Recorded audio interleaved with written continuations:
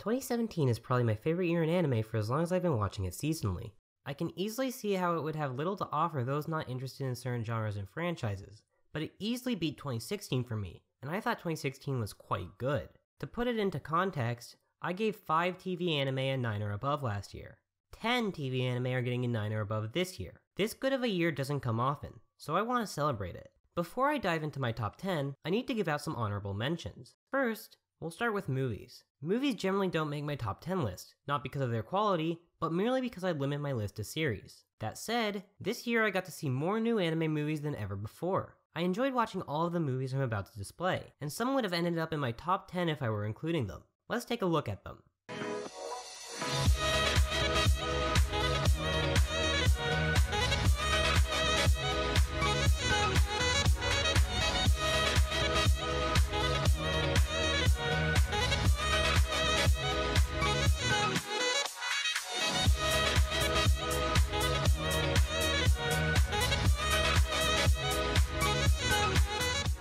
I've also got another 10 honorable mentions among TV anime.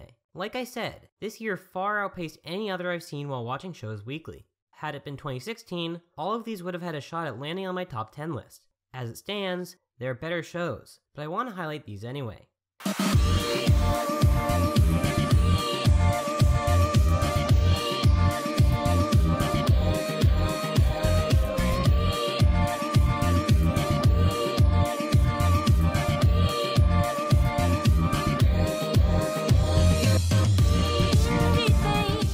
Now let's get into my actual top 10. As always with my rankings, these are imprecise. I'm not separating them into categories, because that would be silly. The exact placement of these shows can easily change based on my mood. Suffice it to say, I love all of these a lot, and don't generally compare them in most situations.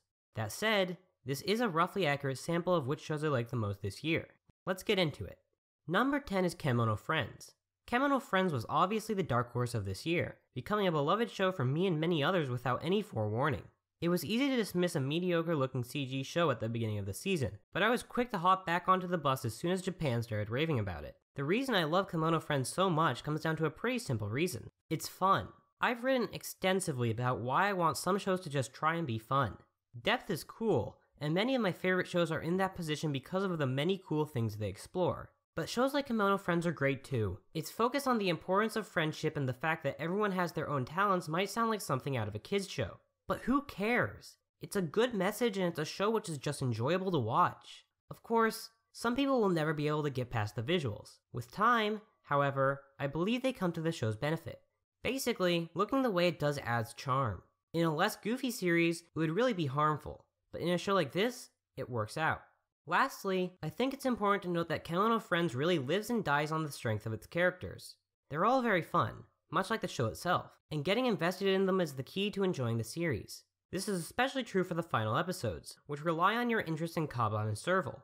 The Kadokawa kerfuffle is a real shame, because I was excited to see more. At the very least, what we have is a great, fun show which I'll appreciate for a long time. Number 9 is Girls' Last Tour. As I said in my recent video on the subject, post-apocalyptic slice of life is a genre I'm quite fond of. Yokohama Kaidashi Kiko is possibly my favorite manga of all time, and Girls' Last Tour easily fits within its legacy. Something that sort of makes Girls' Last Tour unique is its focus on only 2 characters. Many shows along these lines have larger casts. Because of that, we really get to see how Chito and Yuri react to various situations. I don't know that I'd call them particularly deep characters, but they do a great job at reflecting their surroundings. Their personalities are well suited to this kind of show, since it's fun to watch them interact. The show really deserves credit for its OST though. Sound is pretty important to Iyashikei anime, so it's a good thing that Girls' Last Tour manages to totally nail it. This show is a musical marvel from the opening scene, and sections like episode 5 would totally fail without the great soundtrack. The way the show grapples with the slow, passing death of humanity is something that a lot of works have done well this year. Kemono Friends also did a good job with a sort of post-apocalyptic setting, and I've got a show further down the list that did the same thing. Even outside of anime, we had the wonderful Nier Automata. Theoretically, this could lead to feelings of stagnation and boredom, but fortunately, Girls' Last Tour manages to lend a unique take to it. This show isn't my favorite post-apocalyptic slice of life, but it is up there. Number 8 is Princess Principal. This show succeeds on many fronts. Its art direction is absolutely brilliant, with an absurd number of wonderful outfits for our characters alongside great background art that really sells the size and poverty that characterizes industrial London. The music is also quite good, being composed by Yuki Kajiura and at times coming across as her least generic soundtrack in years, fitting the tone and time rather than copying her work on Madoka or SAO.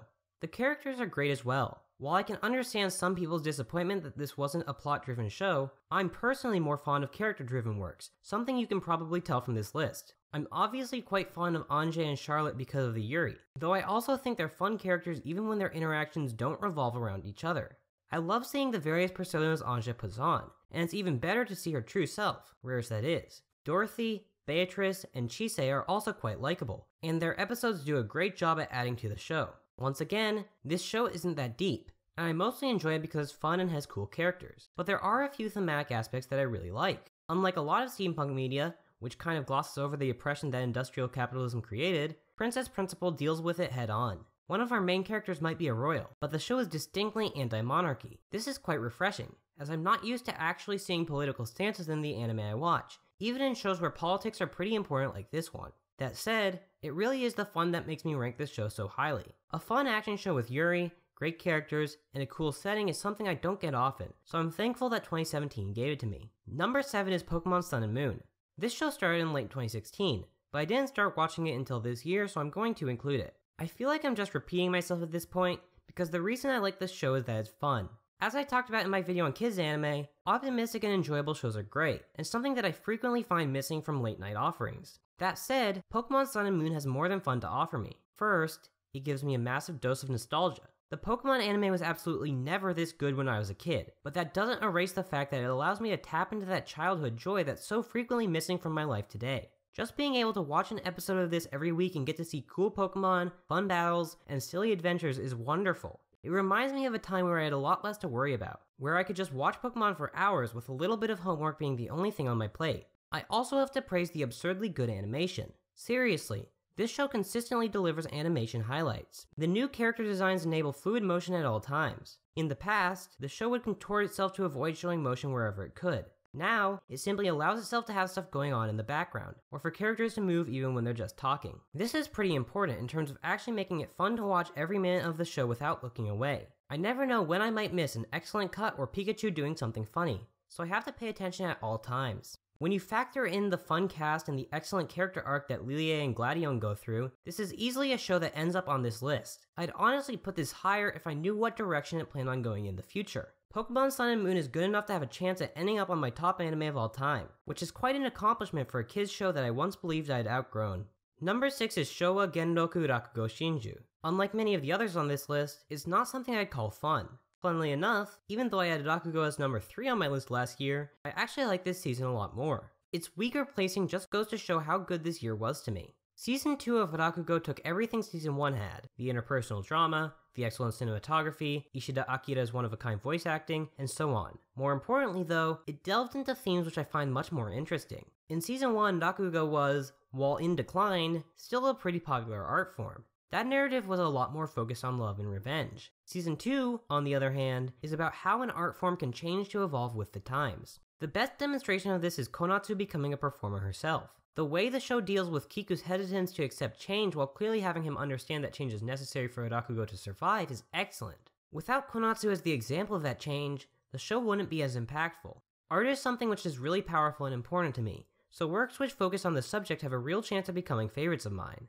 Not only that, but it managed to tie those themes surrounding art into the character drama that had already been built up in the first season. The theme of passing on the torch was really strong here, and it was great to see the next generation of Rakugo performers rise. Of course, many moments stood out as particularly good, such as Konatsu's performance of Jugemu or the penultimate episode in the afterlife, but the whole thing is really just a masterpiece. It doesn't connect with me as deeply as some other shows, so it's only number 6, but in terms of pure craft, I think it's unrivaled. Number 5 is Miss Kobayashi's Maid Dragon. KyoAni has been my favorite studio for almost as long as I've been interested in the anime industry. That said, while it's easily my favorite studio for its work conditions and absurdly consistent level of excellent character animation, they have not always made my favorite shows. Before 2017, the last show of theirs that I truly loved was Hyoka. Fortunately, Maid Dragon was the exact kind of show I needed. It was easy to be hesitant about Maid Dragon early on, but my fears were quickly dashed. The Yuri wasn't just there as some fetishistic gimmick. It tied into the show's themes and quickly became very important to the lives of Toru and Kobayashi, not to mention Kana and Saikawa. While fanservice was certainly present, it was far less exploitative than it could have been, focusing much more strongly on the importance of creating a family for yourself. It also offered Kobayashi, perhaps one of the most relatable characters of all time, and, while funny, managed to deliver great drama and seriously touching moments. When you combine that with the excellent production, you get a truly masterful work. Some people see great animation or direction as similar to fan service. To them, it's something nice to have, but the writing is what's really important. I won't disagree that great animation can't save a bad show, but it obviously elevates works which are already good. The subtle character acting that KyoAni is so well known for is necessary in order to convey the many idiosyncrasies of the cast. Kobayashi's discomfort with physical interaction, Toru's anxiety around her father, Kana actually acting like a kid, all of these elements work because the animation is so excellent. Once again, I really need to reiterate how good of a year this was. Last year, I would have had this as my second favorite anime. I might not always love the writing in KyoAni shows, but Maid Dragon demonstrates that their fundamentals are so solid that if one of their works clicks with me, it clicks really well. Number 4 is March Comes In Like a Lion. This would have made my list last year, but I left it off since only one court had aired and the first season wasn't even done yet. In retrospect, I'm kind of happy I did that, because everything after that point has only been better. Sangatsu is a show which is focused on Dae's depression, or at least, it was. Dae is still somewhat depressed, but he's no longer in as bad of a place as he was at the start of the series. This has allowed the show to branch out starting in the second cour of the first season. It really began with Shimada, but it's the stuff in the second season which really shines the best. I've already written about the first episode of the Hina arc, but the entire arc is amazing and more than deserving of the praise it gets. When you factor in characters like Nikaido and Junkei, you get an absolutely outstanding season of anime which is looking like it might get a 10 out of 10 from me. It feels like the show's production has improved as well. It never looked awful, but the first season was kind of just a generic looking Shaft anime. The second season feels like it's using significantly more inventive techniques, calling to mind the Zetsubo and Hinamari era Shaft. As with Maid Dragon, production isn't everything, but it is vital in taking a show with an already strong source and making it a good anime. Adaptations of good material don't automatically end up as good shows, and it takes strong production and direction in at least one area to really make a classic. I'd go even farther and say that most of the problems with the anime are due to it sticking too close to the manga, especially in pacing. That said, the pacing issue is minor at best, and I'm fairly confident in saying that this anime is going to end up as a cult classic. Number 3 is New Game. K-On! Has been a favorite of mine since I first watched it over 4 years ago, and for a while, I assumed no other cute girls doing cute things show could ever come close. New Game was fun in its first season, but it didn't do anything to elevate it above other works in the genre, and it was comfortably below both K-On! And Hinamari Sketch for me. For that reason, it came as quite a surprise that the second season managed to make me fall in love with it to such a great extent. I initially had somewhat lowered hopes, as Doga Kobo has seen a loss in many of their best animators over the year between seasons, but the show, while a tamer production, managed to do everything I wanted with the writing. Season 1 set up the characters and made them fun, but it rarely dove into the weeds with them. Season 2 went full character drama, really dealing with the challenges that working in the game industry brings, while giving significantly increased time to many members of the cast. Aoi struggled to learn her job in Season 1 was fun, but her attempts to beat Ko and prove herself a talented artist are just so much more compelling. We get to see real failure and progression here, something I love in slice of life even if it's not what I'm there for. Because of this greater focus on drama, the characters are made to feel more like real people, which makes the non-drama parts work better. The comedy might be a bit more muted than in the first season, but it lands even stronger because I care more about the characters and their quirks now. I could complain that Hifumi and Yoon don't get quite as much attention as I'd like, but overall, I'm incredibly pleased with this season. It's basically the perfect direct sequel, building on the setup from the first season to deliver progression in all aspects, from the characters, to the themes, to the relationships. It's not a show I'll forget anytime soon, and I'm quite happy calling it the best Kirara adaptation since K-On! Number 2 is Owari Monogatari 2. I love Monogatari, but it doesn't always end up on my lists. Koyomi was nowhere near consistent enough to make 2016s, and I'm outright not a fan of Tsuki, but when Monogatari is firing on all cylinders, it's an absolute blast, and that's the case here. Owari might not be the ending of Monogatari, but it is quite a good conclusion to the arc that's dominated it for the last 8 years. It wrapped up the themes, answered most of the lingering questions, and managed to deliver some really great catharsis. I've said before that Hitagi Rendezvous is my favorite arc in this season, and that's true, but I love all of them so much. Mayoi Hell is such a fantastic reintroduction to a favorite character of mine, and the way it used its visuals to explore Koyomi's past and feelings of regret was wonderful. This arc did for Koyomi what has been necessary for a long time. It validates his heroism while putting down his lack of self-care. Hitagi Rendezvous was good setup, but more importantly, it was the episode that Koyomi and Hitagi's relationship needed. It managed to show how much they really had progressed since Bake, and how important they are to one another. It's easy to forget how much they love each other when they're rarely speaking, but this arc delivered it perfectly while ending with a fantastic scene of them finally calling each other by their given names. And Oki Dark finally wrapped up the Ogi subplot and brought Koyomi's high school arc to completion. Having him accept Ogi for who she is, by proxy accepting all parts of himself as Tsubasa once did, he finally manages to become a fully fledged person, escaping from the rut we saw him in at the beginning of Kizu. His readiness in reforging his bond with Shinobu shows just how much their relationship has changed. I'm incredibly excited for when we get more Monogatari. I love this world and these characters, and I can't wait to spend more time with them. But if the anime adaptation were to end here, I wouldn't be too upset. It's such a fantastic conclusion to one of my favorite shows, ending everything on a perfect note without truly ending the chance of more. I adore it. And lastly, number 1 is Land of the Lustrous. I am legitimately shocked that a show managed to beat out Owari, but this show has managed to do it. As I said in my earlier video on the show, it's really just outstanding in every field. The visuals are amazing, and have totally flipped my opinion on what CG anime can do, even if 2D elements are still quite common in the show. The world itself is deeply interesting from a world building perspective, offering a lot of room for theorizing. What's most interesting to me though, is the characters and the plot progression. Phos, while annoying to some, is a character who's easy to relate to. Their anxiety over feeling useless is genuine, and the way they hide it by pretending to be bubbly is an interesting approach. Their slow descent into self-hatred is even more interesting, if not necessarily enjoyable. By the end of the show, their willingness to break themselves in order to get better shows both a sort of beauty and depravity. It's true that breaking or being broken doesn't make you worse, but Phos almost tries to break himself, something which shows deeper self-hatred. Of course, the other characters aren't far behind. Cinnabar might not be as prevalent as you would expect, but their own self-hatred parallels Phos's and makes their arc even sadder. Daya and Bort's strained but ultimately caring relationship is interesting to see. Really, all of the gems are outstanding characters who I'm going to miss greatly now that the show is over. The plot progression is also interesting. It's really great that Phos is, in some ways, an unreliable narrator. We see the show from their perspective in many ways, so we only get information when they do as well, such as Sensei's suspiciousness. It manages to do this without being annoying, because it treats the viewers respectively. We could all tell there was something up with Sensei well before the Shiro situation, and so, rather than dwell on that reveal, we dwell on Phos's reaction to it. Really, this is just a show which could easily go down in the history books for great execution. I said Rakugo wins in a purely technical sense, but this comes damn close. The difference is that I'm significantly more invested in this show, both emotionally and intellectually, and that's why it's my anime of the year. As I said earlier, this was a great year, and I hope that this has demonstrated that.